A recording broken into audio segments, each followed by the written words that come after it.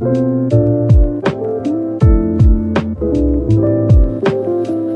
à tous.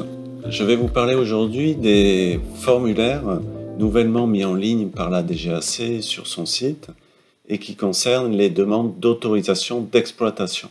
Alors déjà le contexte, vous savez que si vous souhaitez réaliser une opération hors scénario ou hors des limites des scénarios, vous devez faire une demande d'autorisation à la DGAC. Donc pour cela, auparavant, vous utilisiez le formulaire R5-TAG4F1 d'autorisation spécifique. Ce formulaire n'existe plus. Et donc maintenant, vous allez devoir utiliser un nouveau formulaire, le R5 UAS SPEC F1, F2, F3, F4, en fonction de ce que vous souhaitez communiquer. Donc les formulaires, vous allez les trouver sur le site de la DGAC à l'adresse qui s'affiche à l'écran. Deux points communs, ces formulaires, vous devrez les conserver pendant 2 ans, les conserver, les sauvegarder de manière sûre, et ces formulaires, vous devrez les envoyer à l'adresse qui s'affiche à l'écran, à l'échelon central de la DGAC, pour instruction. Alors on va passer maintenant en revue les 4 formulaires. Donc le premier formulaire, c'est le formulaire que vous allez remplir pour votre demande. Vous allez donner les informations concernant l'exploitant, vous-même et votre numéro d'exploitant européen. Vous allez donner les informations concernant le drone. Et vous allez donner, et c'est le plus important, les informations concernant les conditions du vol prévu. Et là, 2 cas de figure essentiels. Donc je rappelle que vous êtes hors scénario. Soit votre opération peut s'inscrire dans le cadre d'un PDRA. Donc les PDRA étant des opérations prédéfinies qui ont fait déjà l'objet d'une étude SORA, qui vous permettent d'avoir un référentiel pour votre opération et pour les mesures de réduction de risque à mettre en place. Donc si vous relevez d'un PDRA, actuellement il y a 5 PDRA, il y a par exemple un PDRA qui concerne la possibilité d'utiliser des drones non classés CE dans le cadre de la catégorie spécifique et des nouveaux scénarios STS-01 et STS-02. Si vous êtes dans le cadre d'un PDRA, vous allez noter sur le formulaire les références du PDRA. Deuxième hypothèse, votre action, votre mission ne se réalise pas dans le cadre d'un PDRA. À ce moment-là, vous devrez réaliser une étude de risque et de réduction des risques par des mesures que vous allez mettre en place.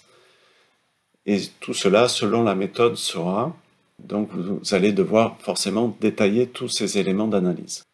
Ce formulaire peut être accompagné du formulaire numéro 2, essentiellement si vous allez utiliser un drone qui n'est pas un drone de série, et donc qui peut avoir des caractéristiques particulières que vous allez justement décrire dans ce formulaire F2, ce deuxième formulaire.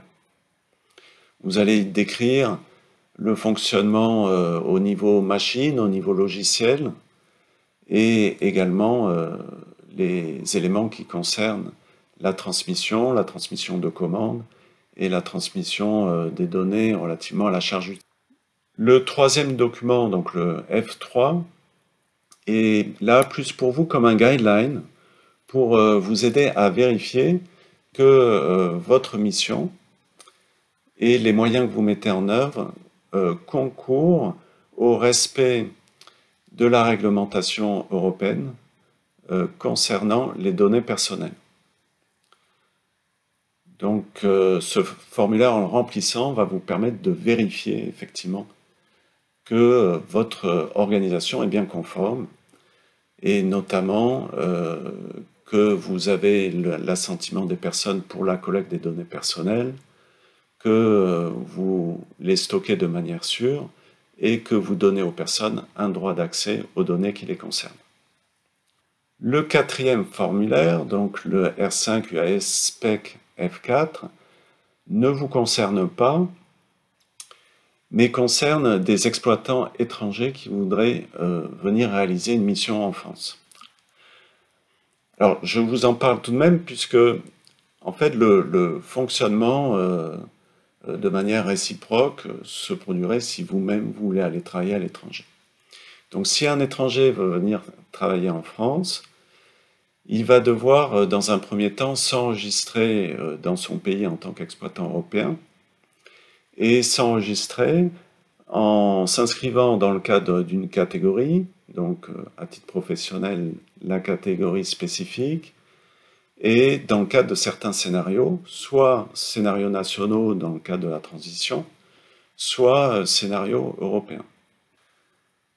Deuxième cas de figure, si sa mission ne s'inscrit pas dans le cadre d'un scénario, il devra faire la même demande que celle qu'on vient de voir avec le formulaire numéro 1, mais il va faire cette demande d'autorisation d'exploitation hors scénario dans son pays, auprès de l'autorité d'enregistrement de son pays.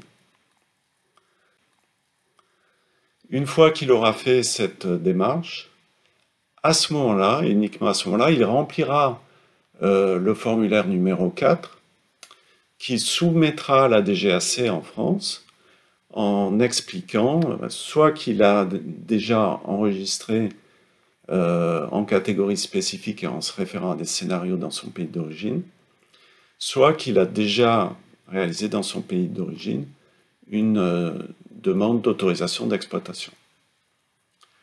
Ce qui fait que la DGAC en France, pour un étranger qui veut venir travailler, sur la base de ce formulaire numéro 4, va plutôt faire une étude formelle pour s'assurer que le dossier est complet et conforme.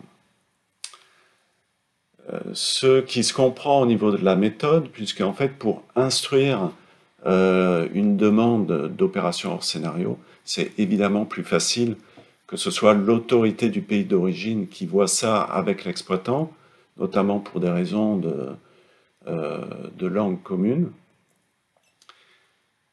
et que ensuite le dossier soit transmis au pays dans lequel va se faire l'opération.